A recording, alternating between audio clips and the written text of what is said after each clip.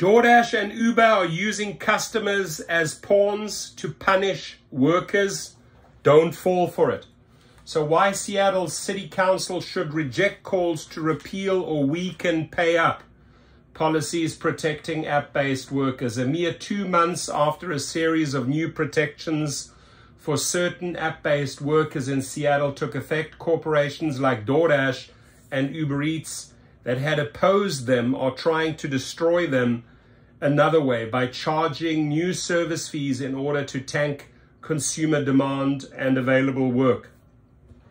In doing so, these companies manipulate more than just the market. They orchestrate a political backlash in which they seek consumers and workers to join them in denouncing the law as the culprit and clamoring for its repeal.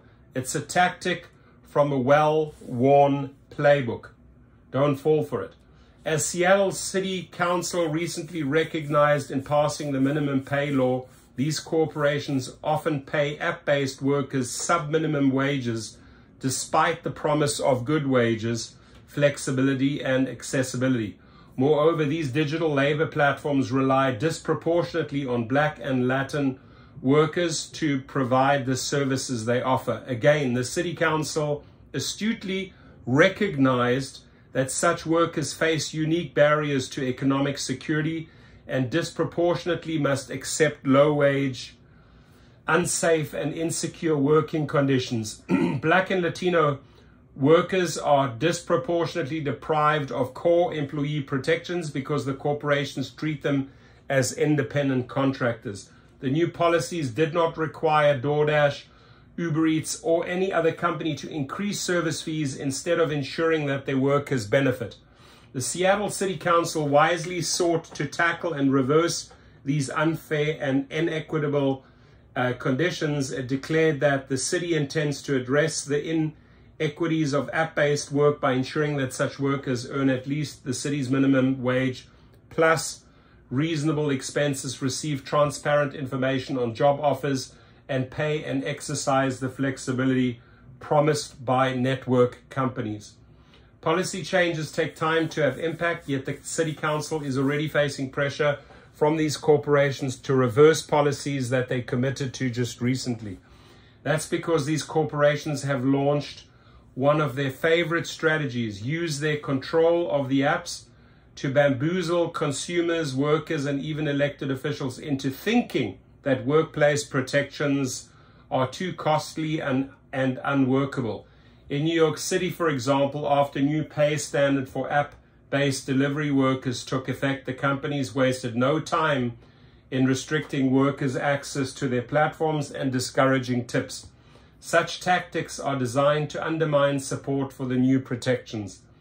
App-based delivery companies are imitating the corporate tactics Uber and Lyft have used against ride-hail drivers. Although Seattle city laws can't touch ride-hail driver conditions after the corporations pushed through a problematic preemption policy, recent analysis of that industry shows the need to drill down on the true causes and impacts of price increases.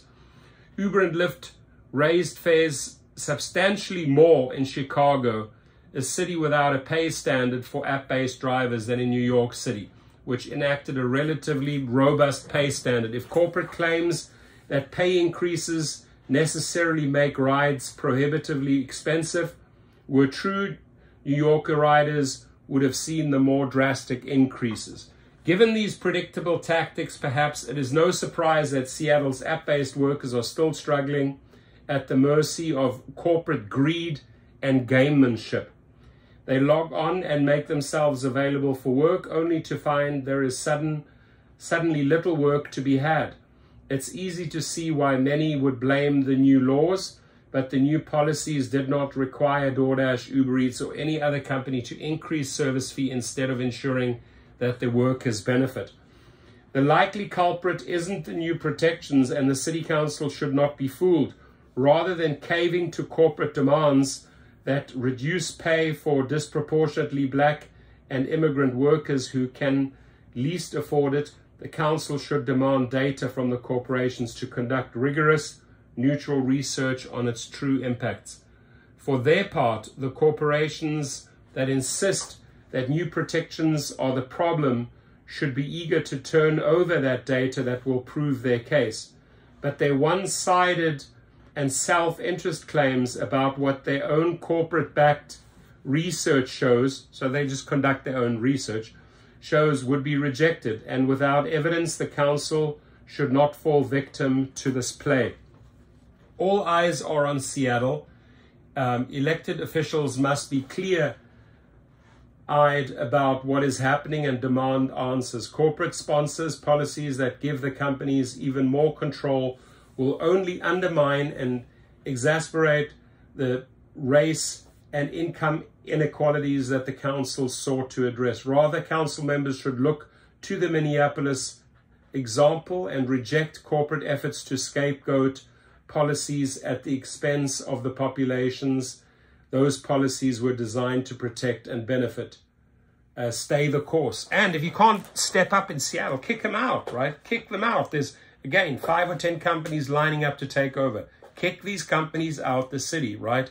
Whether you join associations, organizations, unions, put the pressure on them, kick them out, work with the council members. If they don't want to live up to the deal and then try to spin it a different way to hurt workers and consumers, kick them out. Ladies, just kick them out. Your comments.